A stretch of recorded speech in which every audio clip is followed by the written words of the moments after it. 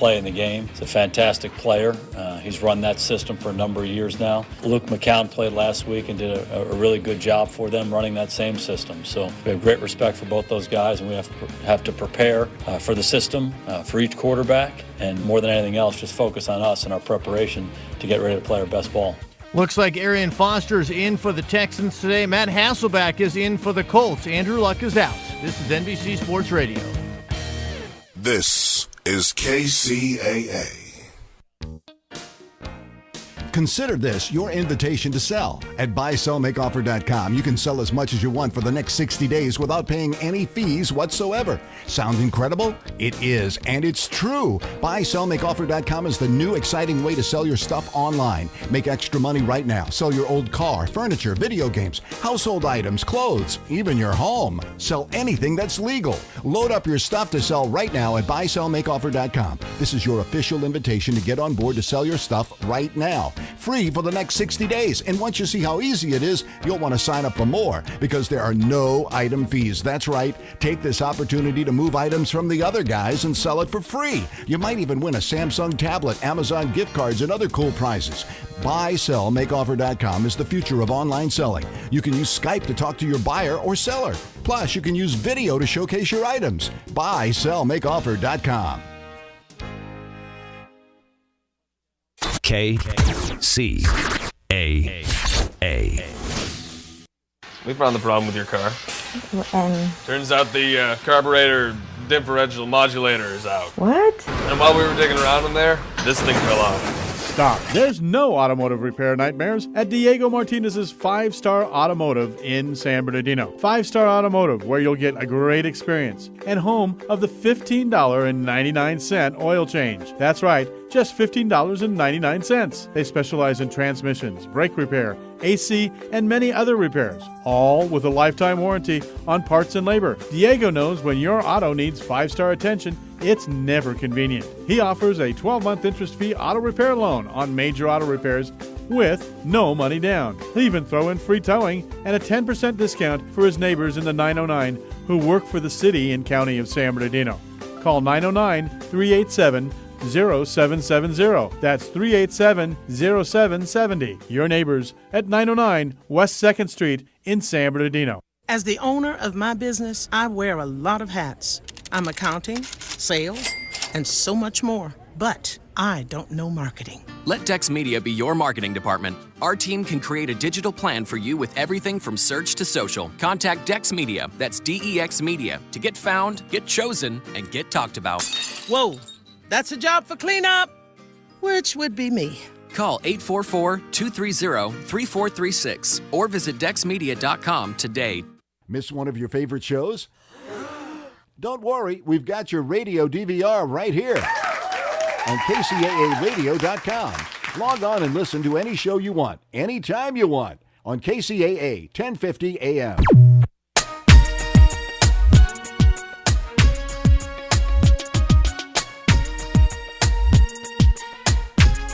Good morning. This is Empire Talks Back. I'm Wallace Allen on the case for truth and justice with the right information to help improve the situation. Well, we've had quite a few things happen since we've been together.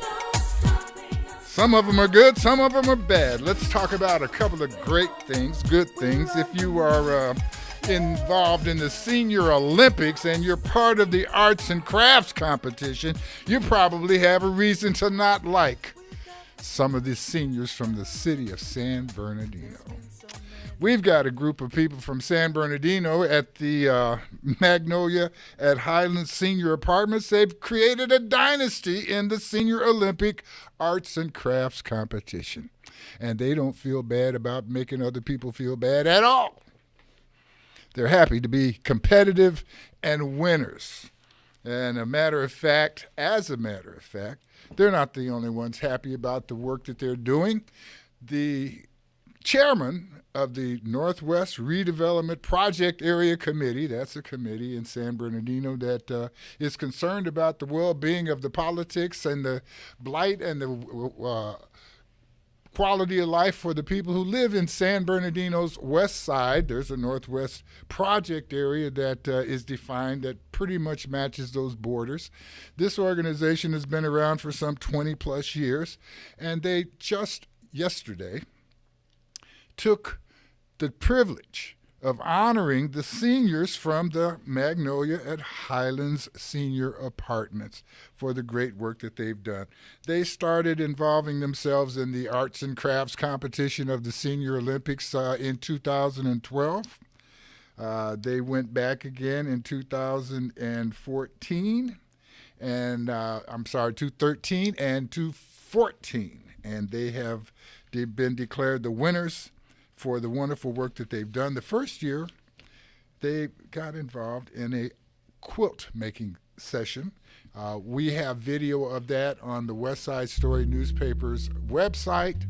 You'll get a chance to see that probably starting Monday. They actually last year built a small western town out of original materials. The little western town is very authentic. They've got chickens and ducks and outhouses and jails, and they did a great job. They are very enthused about what they're doing. This year, they created a canvas, a painting of the building that they live in. It's very tight, very good work. They are having a great time over there. I have enticed them to continue their arts and crafts trade by inviting me, yours truly, Wallace Allen, to come in and help them decide who is the best cake maker, peach cobbler, and banana pudding. Now, those are the three things that they were arguing about, presenting themselves as the great cooks. And you know me, folks, I hate to see people arguing and having a hard time figuring out things that should be relatively simple. So I volunteered myself.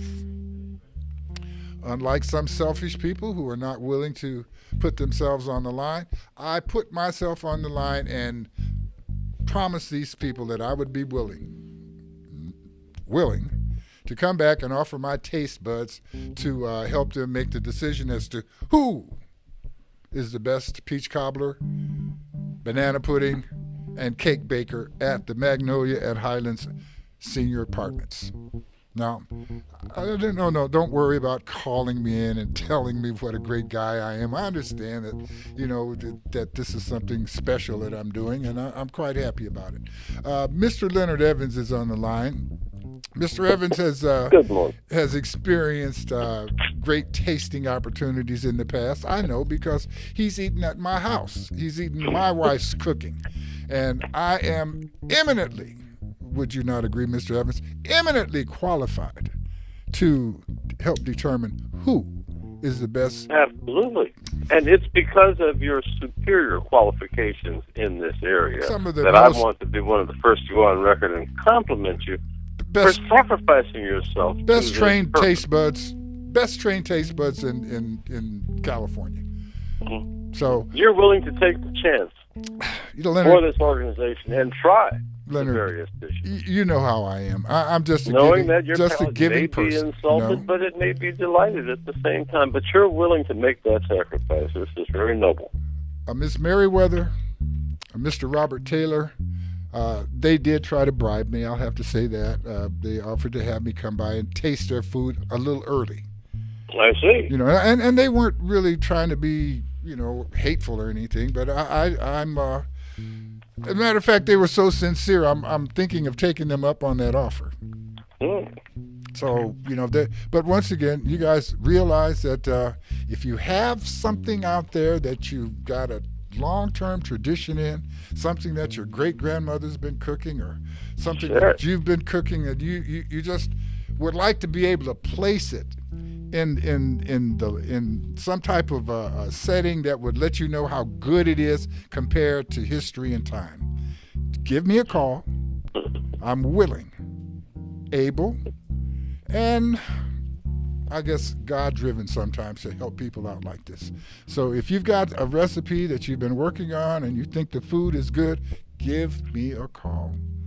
I am willing to lend my taste buds to assess your capabilities and blessing in the kitchen. And once again, all of this conversation is brought up because of the fact that we have a group of senior citizens at the Highland and Magnolia apartments that have created a dynasty in winning the Senior Olympics arts and crafts, and we want to help train them so they'll be able to do this in the realm of cooking. Well trained. My wife is the greatest cook on the planet, next to her mother and mine, and we are qualified to do this. So you can give us a call at 888-909-1050 and put yourself in line for me to come out and do a food tasting. Very serious about that, folks.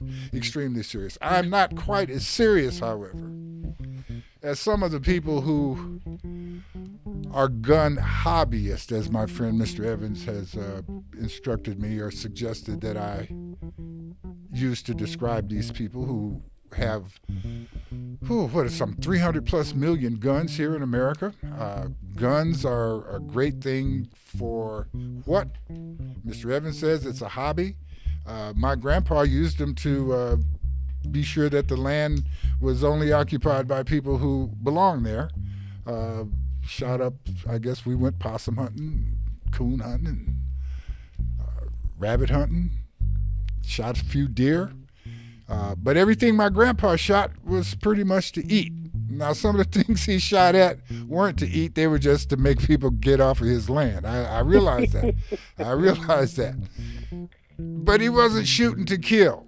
Now, we've got people out here with these guns that are shooting to kill, that are they're not the people we want to bring home with us. I'm not sure what this whole thing is about with this gun culture, but I am willing to talk about it. So those of you who want to discuss that, please give us a call, 888-909-1050. But now at this point, I'd like to introduce my guest for the day. We had Minister Kareem Muhammad join us a couple of weeks ago to talk about 10-10-15, justice or else. That is the theme for the second gathering of, or the memory of the Million Man March that took place 20 years ago in Washington, D.C. Minister, how are you this morning? I'm doing fine, sir. Very good. Do we have your microphone on? Yes. Can we hear him correctly? Can you hear me? I don't think so. Oh, it took an expert, Mr. Joe Britt, to come in and find the right spot on the microphone. He got it on. He did. I want to take a moment, though, and congratulate Mr. Joe Britt. He has been the heart and soul behind KCAA's attempt to let you hear us better. He's been out there working on the signal. We now have availability on the FM band at 106.5. Thank you, Mr. Joe Britt. And some of you folks, I'll give you 30 seconds if you want to switch over and check it out on the FM band. You can do that. Well, let me let you do that during the commercial. Matter of fact, we're going to take a short break in order to let you check out how well we sound at 106.5, as well as here at, what is this? KCAA 1050 AM. KCAA 1050 AM. Thank you, Minister. And we'll take a short break, and we'll be right back. And we're going to entertain ourselves with some conversation with Minister Kareem Muhammad. He's going to tell us a little bit about 10-10-15, justice or else. Tell us, what does or else mean? And I'd like to get an idea how the minister in the Nation of Islam feels about this gun culture. And folks, I'd like for you to determine for yourselves, and maybe a little discussion with me, which is worse, to be shot at with a gun or to have your bank rip off all of your money? Which one of those things hurt the most? I don't know. I'm just talking. I'd like for you to talk back.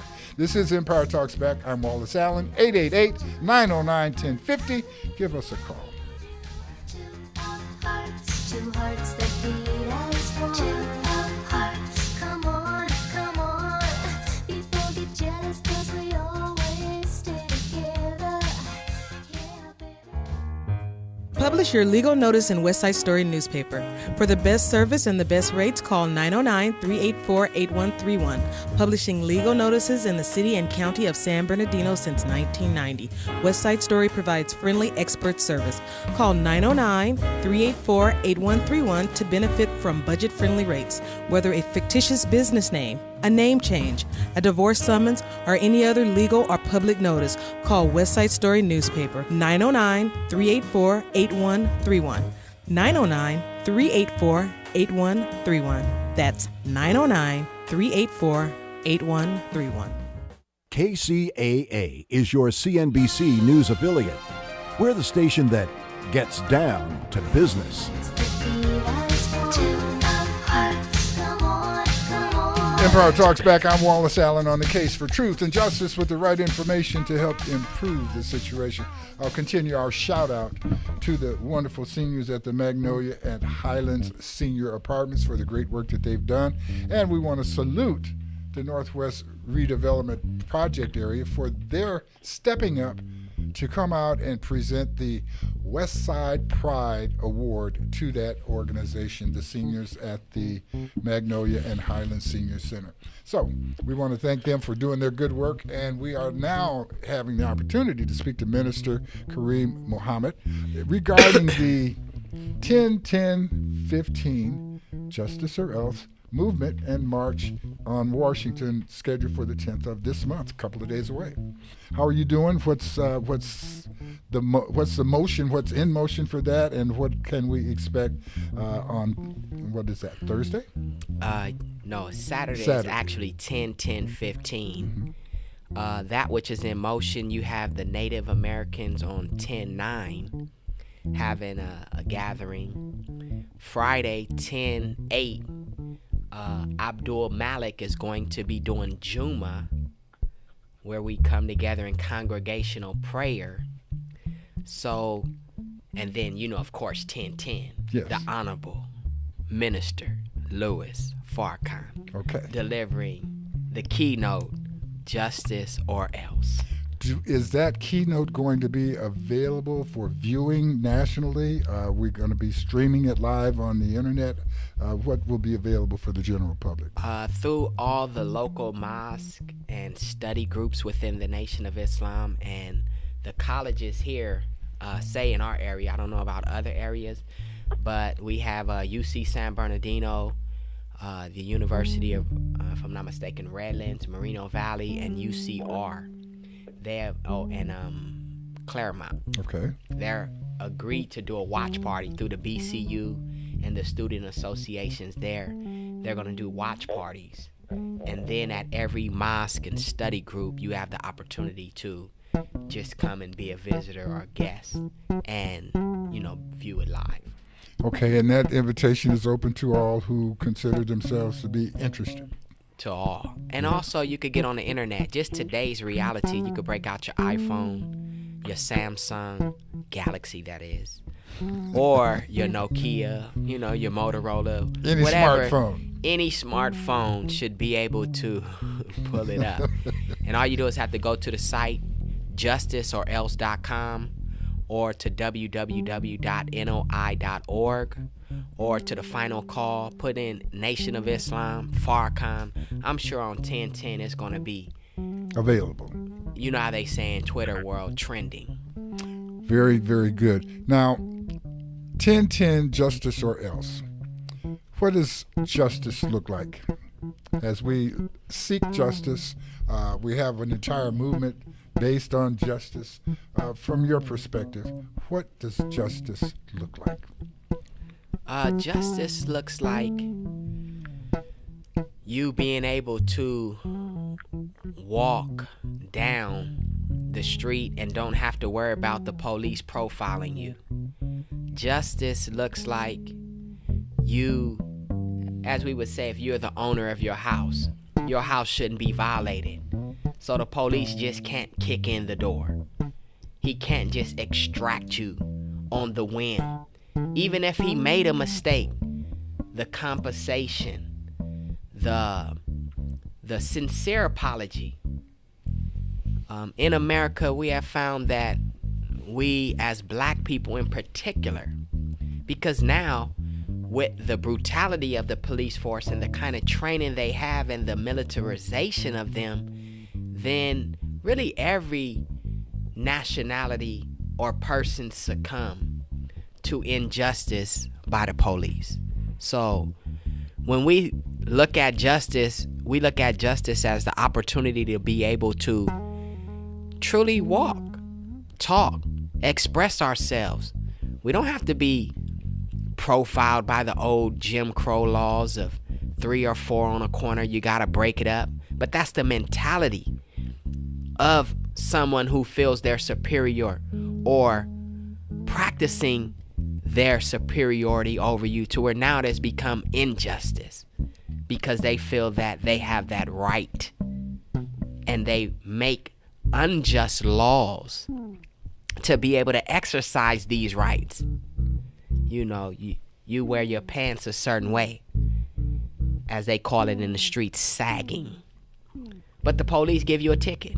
Well, now it's such a big fashion that I see young folks in general demonstrating the color of their underwear. Yeah. It's interesting how the fashion is set by the truly rebellious, because I understand the sagging was a trend that started in prison. Now, young people who want to identify with folks in prison generally are rebelling. And so we find now that there are young blacks, male, female, young whites, male, female, young Asians, Mexicans, all young folk can be seen running around exhibiting the fashion that was created through folks over-identifying with folks in jail. Now, as we bring this situation around to justice or else, as it's being called on the 10-10-15 deal, we have another way that people are saying justice or else. They're saying Black Lives Matter. We have a 50-year echo of the first March on Washington, when black people were gathering to say, we're not being treated fair. We want to be treated fair. We want equity, equality, and access to such. 50 years from then to here is only matched by the 350 years prior to that, where black folks, once again in America, enslaved, treated totally wrong. Need to search for words, just wrong. And now we find ourselves in a world where many people are being treated wrong. We've got people who are running from oppression and political oppression and personal oppression, trying to get into new circumstances, getting to borders that used to be open, that used to be welcoming people, and they're closing the borders. They are bringing out the guns. There's a general sense of frustration, a general sense of, is justice being done? Is there equity? And is there an opportunity even for us to bring ourselves back together? What does or else mean when we say justice or else? Well, first let me just address the justice for those that have just come, and it seems that they get a fair treatment because you started in kind of like in slavery times, or you went back to 350 years before, 50 years ago. Through all of our marches, we never asked for justice. We asked for jobs. Mm-hmm. We asked for equality. We asked for a better this, a better that. But we never asked for justice. And the justice part, it might not be in their hearts to give us justice. I'm talking about the authority. See, because the minister asked Obama when they shot the young brother, he said, it's the police that are doing this. But it isn't just by coincidence, because there's documented evidence of the Ku Klux Klan, the Night Riders, and other organizations who particularly hated black, brown, Jews, who said one day we would take off the white hood that Martin Luther King and them experienced 50 years ago, and we would be the judges, the police. We would be the ones in civil society. Then they would be able to exercise. So that's why a police could kill a man and then go to the judge, who might be his cousin, his uncle, his brother, or have that sentiment to where a young man killed 9 people in a church and you take him to Burger King. You got a big shootout with motorcycle people, but the police is not even, he's not even walking up with his gun. But well, let's just start last Wednesday. A man in a wheelchair. A wheelchair. Come on. In a wheelchair.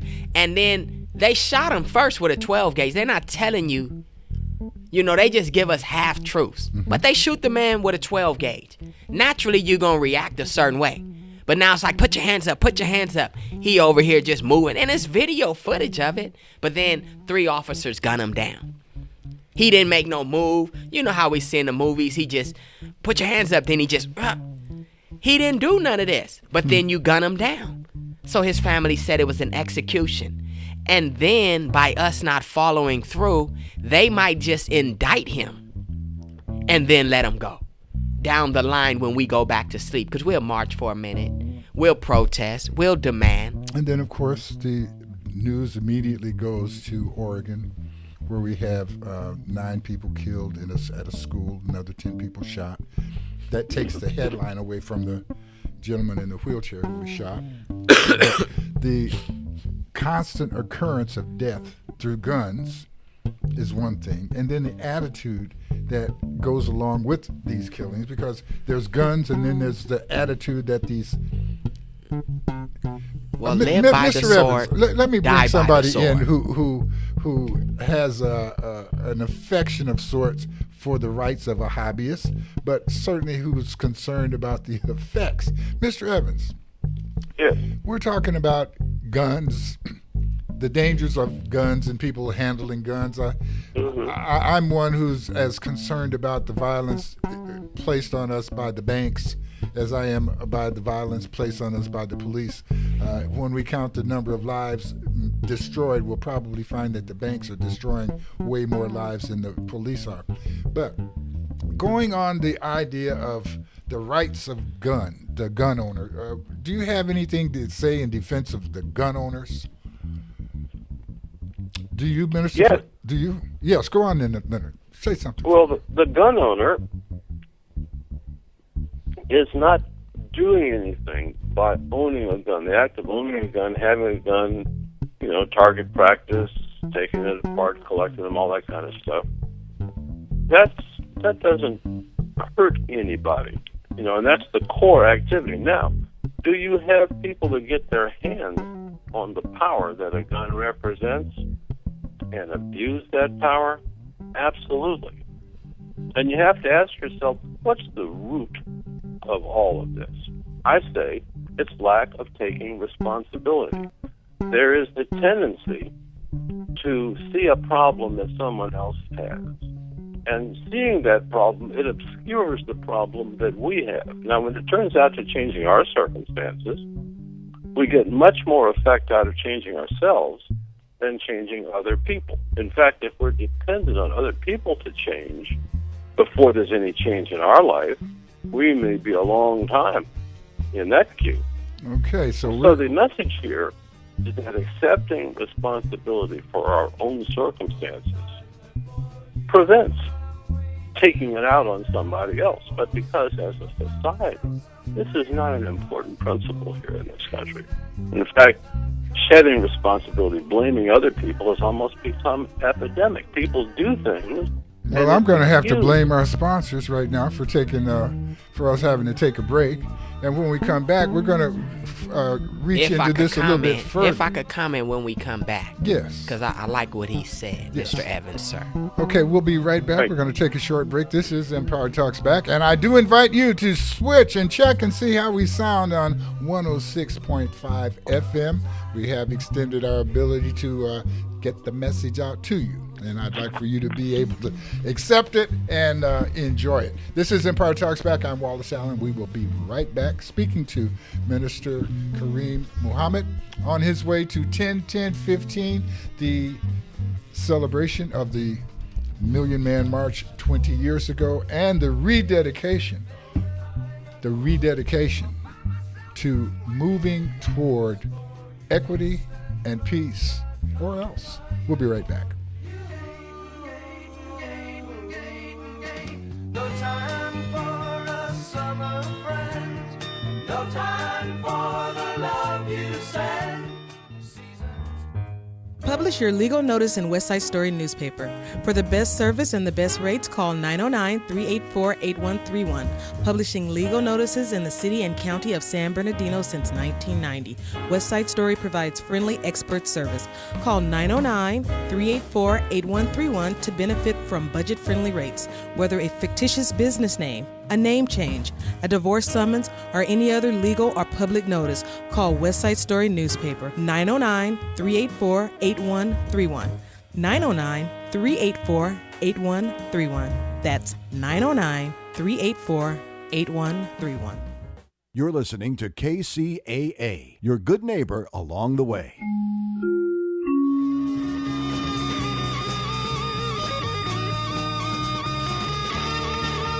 This is Empire Talks Back. I'm Wallace Allen, on the case for respect. Oh, did I say that?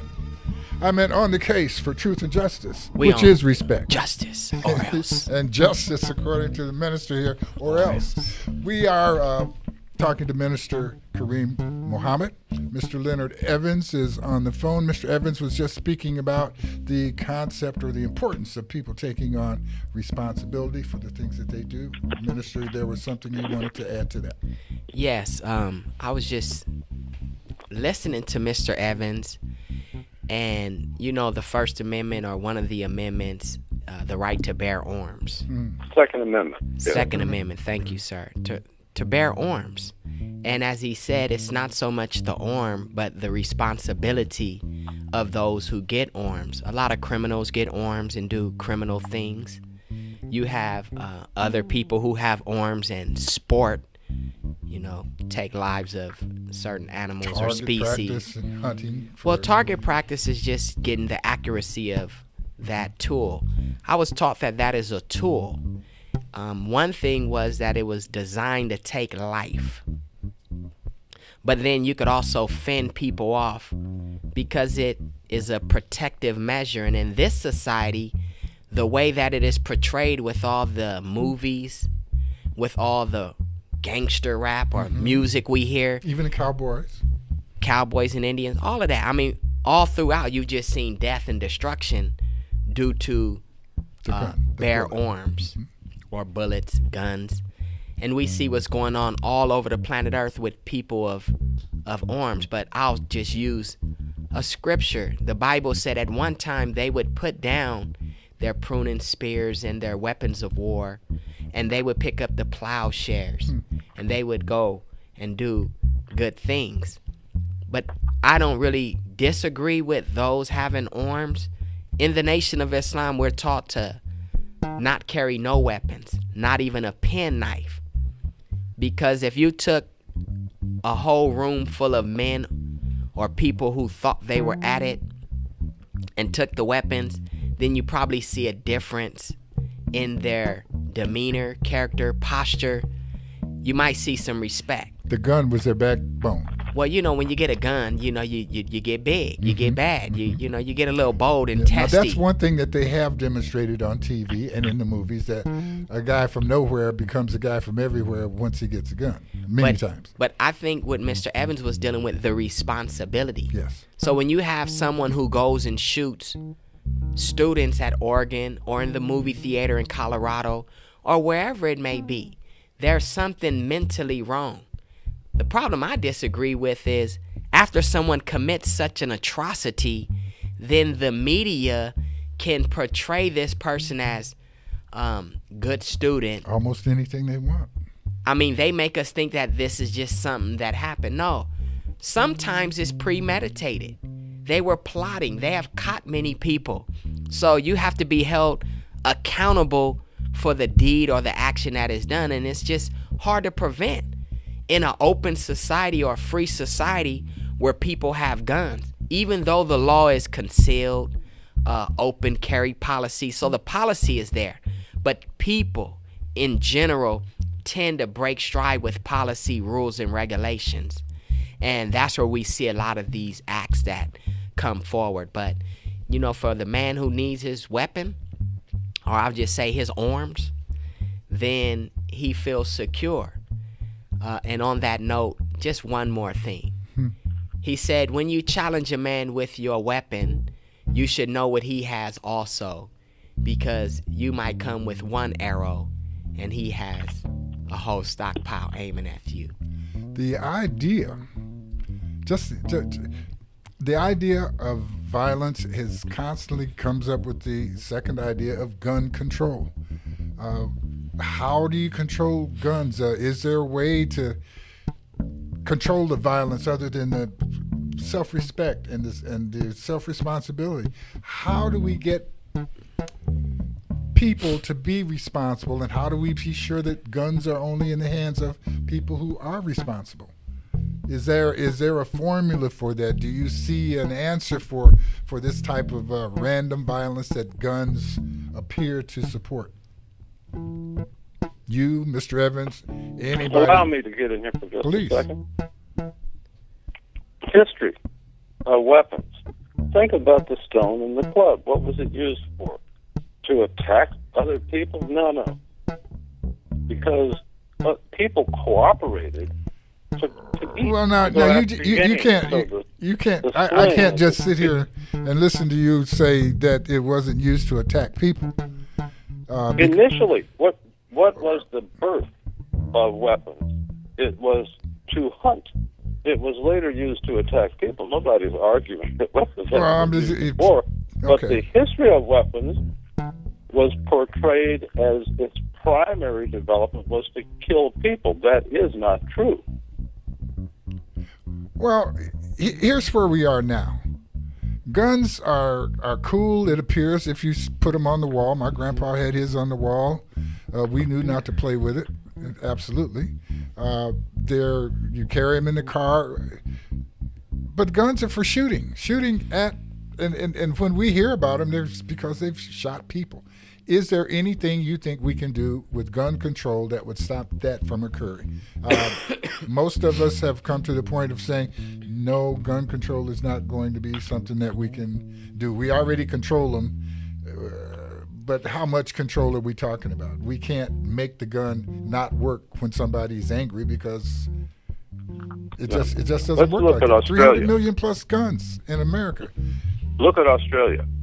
In other words, there have been solutions. Well, now we can't say that because there's people in Australia who've been killed by guns. And the reason that they were able to shoot so many was because there wasn't anybody else with a gun. So we've got an attitude problem that is symbolized or we are able to demonstrate through our gun. We've got an attitude problem, which we're able to demonstrate through our lack of a commitment to justice. We've got an attitude problem with our concerns or lack of concern for each other that allows us to create borders where there were none in order to keep people who are in misery on the other side of misery and not be able to come to the side of peace and justice. What are we as people doing? Because we are fragmenting the problem and thinking that we have to do 100 things to take care of it. If we look at the core issue of responsibility and personal behavior, about our spiritual connection, Mr. Evans. Hold on. The message here is that you can affect more change by changing yourself than you can by forcing change on other people. And that may be based on our spiritual connection or lack thereof, our conversation with self, that conversation with God, that conversation with other people who represent a spiritual self, a conversation with God. But when you look at the culture of violence, I heard what Mr. Evans was getting to, the origination or the purpose of the gun, as he tried to liken it to a club or a stone, a spear to hunt. But an increase in personal power is what it represents. Without providing an increase in personal responsibility or not personal automatically required. intellect. The guy who built the first gun had a lot of responsibility. He knew what he was doing. The person who buys a gun for $50, it's an entirely different equation. The respect for the gun, the handling of the gun, the appreciation of the power that it represents, what can go wrong. I had a gun as a kid, and the first thing I realized is that this was nothing to play with. But that's another story. What I'm getting at I had a BB gun, and that's exactly what we did with it, played with it. Well, sure. And hang on just a second. We've got a caller. Joe, could you get the caller's question and bring that question to us, please? Thank you. I appreciate that. I had a gun. I had a BB gun, and that's all I did with it was play with it. And I shot rocks and bottles and things of that sort. And then I remembered the thing that made me put it down. There was a robin redbreast sitting out on the fence in front of my house, out the front door. And I opened the door to get the paper. I was about 9, 10 years old. Get the morning paper. And I looked and saw the bird sitting out there, minding his own business, sitting on the fence, and something came over me. I ran to my bedroom and got my BB gun. Shot it. Didn't even think about it. This was an opportunity to show my target practice was working. And what occurred was that I aimed, I pulled the trigger, and I saw the robin fall to the ground, and my heart fell with him. I've not aimed a gun at anything alive since because of that feeling. Now, not to say that I won't, but I haven't. I haven't had the occasion or the desire. I haven't wanted to go hunting. I haven't wanted to do any of those things since I shot that little innocent bird. I take that back. There's a story I'll have to tell you that shows irony. It shows what occurs when you don't do what you know is the right thing. But that's Wallace. That's Wallace James Allen IV. There's other Wallaces out there that probably feel very different. I'm interested I had a similar in hearing how you feel. I have an affection for living things, but I also have been angry in my life.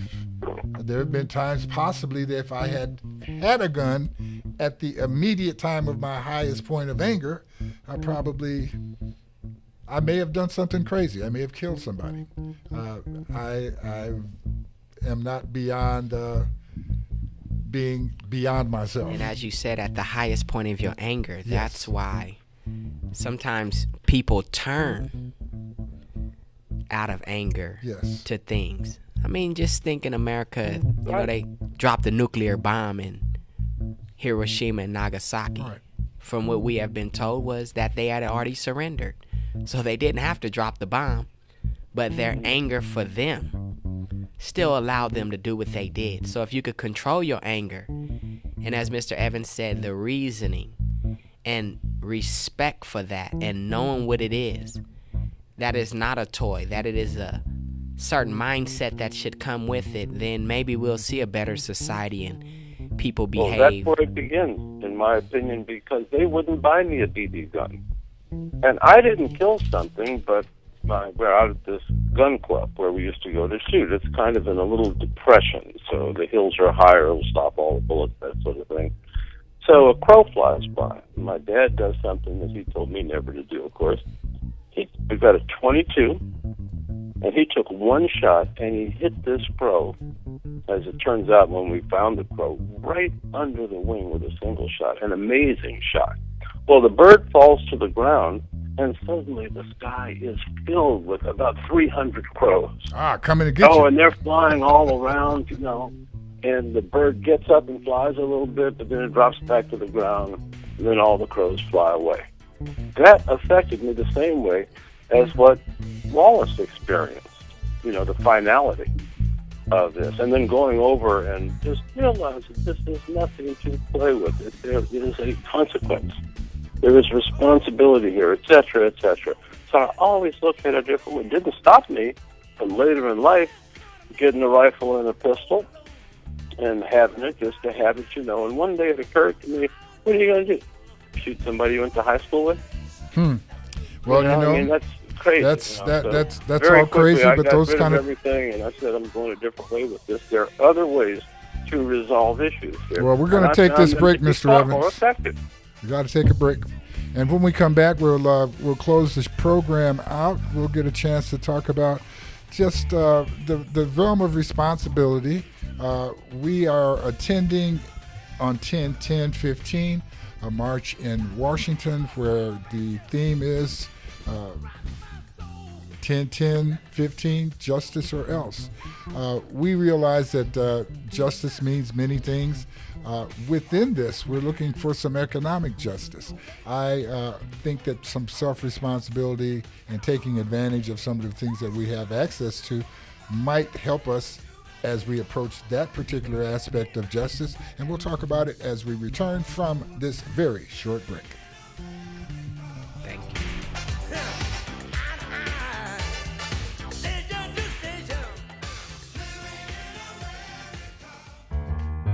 Publish your legal notice in Westside Story newspaper. For the best service and the best rates, call 909-384-8131. Publishing legal notices in the city and county of San Bernardino since 1990. Westside Story provides friendly expert service. Call 909-384-8131 to benefit from budget-friendly rates. Whether a fictitious business name, a name change, a divorce summons, or any other legal or public notice, call Westside Story newspaper 909-384-8131. 909-384-8131. That's 909-384-8131. E-Digits. Lock them in for more information, recreation, and guaranteed fun. KCAA 1050 AM.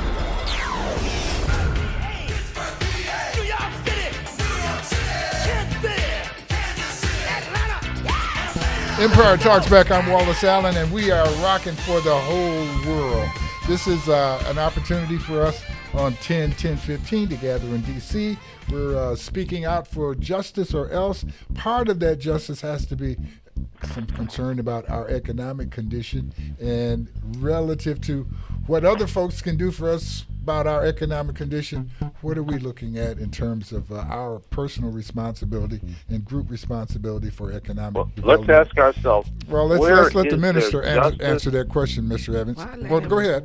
And then equality for all. Where is there justice and equality for all? Well, verbally, and it is the question of accuracy in our promise, the accuracy of the promise, or it exists in the financial markets because you're participating with, quote, them, okay? We've got an institution. We've got an institution, the most powerful institution on the planet, that suggests that justice for all is something that we should expect. Now, just because we say it and not see it doesn't mean that we don't have a right to expect it, especially when it's being promised. Well, it's enshrined in equal justice under the law. That's what we've pushed for a long time. I think it's an ongoing push, and I think we probably have a better shot at getting some type of economic justice as we talk about the two of them, which is going to be the closest, which is the easier to attain. What he said was equal justice under the law. However, when the system becomes corrupt and those who are sworn in to uphold the law. Oh, I know what you mean. So that's where money comes in, because with enough money, you can push past that. History shows how other people in this position have pushed past it, how we even have pushed past it with the proper financing. We're in a situation where if you buy, you must sell. Well, to sell, you have to produce something. We sell our labor. We need to take the product of our labor, which is our money, and we need to own the means of production. Now, we can do that in an incremental way in the stock market.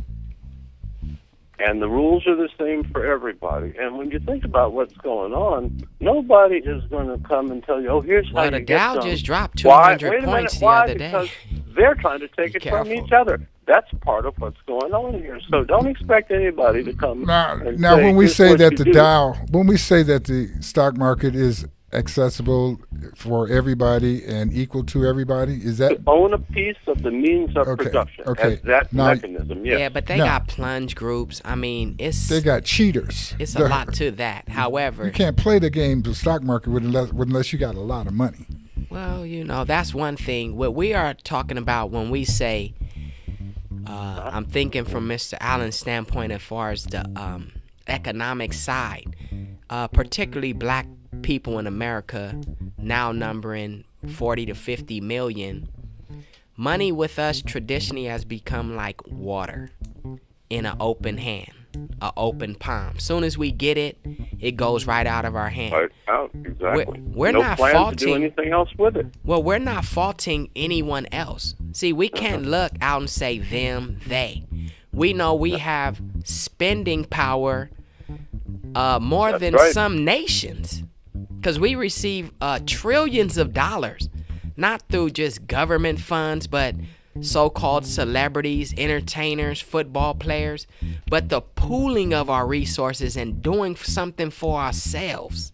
That's right. No one should be able to University of Georgia statistics on black economic activity. It's over $1 trillion a year. 1.3 this year expected. But a fool and his money will soon part. So we just want to educate but those. That is not necessarily determinant of what happens in the future. So what will we be doing at 10:10 at the gathering that will help educate us toward using our money more wisely? Well, the backdrop of 10-10-15 was 2 speeches by Martin Luther King Jr. 2 of his last speeches, he wanted to embargo or hit them economically. Those corporations and those companies that buy many of our politicians that we can't get justice and buy our judges and could sway a vote. So he said, stop buying Wonder Bread. Let's boycott this. Let's boycott that. So when you disrupt the money, because business is warfare. Mm-hmm. So what we're telling particularly black men and women, so-called Christians, so-called religious people, first, your Jesus has gotten replaced by Santa Claus. Who said we had to go spend all our money on Christmas and give gifts and things of this nature to where we put maybe a company that was in the red in the black? So we're saying just be mindful of your spending power. Tommy Hilfiger, he told them, I didn't even want you to wear this stuff. And here they go, still buying it. You got 7 jeans for $400, $500. You got Prada. You got all these high-priced things that we know a lot is getting made in China and it's being shipped over here or whatever third world country or whatever market. And may be counterfeit. Well, most of it is counterfeit. But the thing is, our desire to have it. We'll just give our money. We'll neglect our children. We'll not pay our light bill, our gas bill. Basic necessities. This is because we don't see a clear way to a better position. I'm saying that can be outlined and made clear to everybody. The thing we're talking about right now in terms of that speech you're referring to is the sovereignty of the consumer as manifested in the marketplace and by the freedom of choice and directly affecting profit for the producer. We have that power. So that power is being asked to be power or authority. So I understand, Mr. Evans, I understand that Minister Farrakhan will be asking people to utilize that power by not spending that money on Friday, Friday following Thanksgiving. Let me make this Cyber final Monday. suggestion. It's not about how you don't spend your money, but maybe that money could go into buying a company, buying and owning means of production. If you don't like the stock market, then pool money and buy business. Is there a suggestion then as to what is the minister encouraging people to do with the money when they don't spend it? He took us back to the farm with a 3-year economic program. We have a farm in Georgia. We have a farm in Michigan. Owning land and producing agriculture. You have to, because especially with the wicked and evil scientists of today, particularly everyone knows of Monsanto, there's these herbicides, pesticides, killing us through the means of our diet. We were in Barbados one time and they were banking on tourism. He said, okay, but you all gotta eat. Use a doctor, use a lawyer, use a physician, whatever field of endeavor you in, at the end of the day, you gotta eat. So whoever controls your means of subsistence, then he really got your life. So that's one aspect. But when we're talking about not raising our children to be perpetual consumers, to be able to be production or manufacturers to produce that which they need to survive. I'll give you an example. Just think of every other person who has come to America seeking good. We can name the Chinese. Now you could go to Chinatown. He was separate, but now he's equal. He became segregated in the beginning. He was among, but then he separated. So now you could go through numerous states and you'll find Greek town, German town. You'll find Little Vietnam. You'll find all of these towns where they have become integrated, but then now they have separated and set up their own base of operation. The Korean does not have to leave Koreatown to get his teeth done. He don't have to leave there to go shopping. He brings in his lychee and everything else he wants. But us as a people, we have not stood up as men and women and dictated our own spending, nor begin to produce for ourselves. So therefore, we are at the whims of everyone else. And if they close the door at the store, then we'll be hungry at night. If they deny us from coming in, because remember, we couldn't go to potty with the white. We couldn't go to the restaurant with the white. So we built our own reality. And unfortunately, we gave it up when we had our own stadiums and whatnot, which was not bad. But now we are at the whims of everyone else. And we just calling them back saying, look, you got to do something or suffer the consequences. That's the or else. And that's an or else that we do not want to visit. And the fact that our people, blacks in America, will be spending $1.3 trillion this year, throwing away, as opposed to self-investing. That's a secret that isn't a secret. That's a solution that's waiting to occur. And that's not a solution that will do anything but make America happy. So, but remember, the white man will do business with you, all and day long. The Chinese and the Korean and anybody. So we have to get that out of our mind, because just think of Booker T. Washington. He had to build a kiln and then make the bricks to build Tuskegee University. We will, and the superior brick. We will find a group of people just as happy to support us as they have been to see us hit home runs and win boxing matches. Like USA when it was saying "Made in America." This is Empire Talks Back. We appreciate you very much for joining us this week. Thank you, Mr. Evans. Look forward to us My being pleasure. here next Thank week you under for being two here. circumstances. What we're talking about doesn't one, if require the good Lord's willing. other people. Two, if the creek don't rise. God bless you guys. Thank you for being here, and hopefully Amen. we'll all be here making roll call next week. It was my pleasure. My pleasure. Thank you, sir. You're welcome. Thank you, Leonard. Thank you, Joe. My pleasure. Thank you, Mood Lord's Master. willing, and the creek don't rise. There's been so many things that held us down, but now it seems like things are finally coming around. I know we've got a long way to go. Where we'll end up, I don't know, but we won't let nothing something whole. This radio update starts now. Atlanta dominating. I'm Jeff Nathanson. The Falcons lead the Texans by a score of 21-0. They're in the second quarter. 2 touchdowns for Devonta Freeman of Atlanta. They just scored a defensive touchdown as well. And the Falcons are rolling over the Texans in the second. Also in the second quarter of today's NFL scoreboard, the Bengals leading the Chiefs 14-6 the score in that one. The Giants lead the Bills 9-3. That's in the second quarter. New York missed an extra point. The Raiders are on the board with a touchdown. Derek Carr to Amani Cooper. 7-6 Raiders over the Bears. Carolina has just scored. The Panthers leading the Buccaneers by a score of 17-3.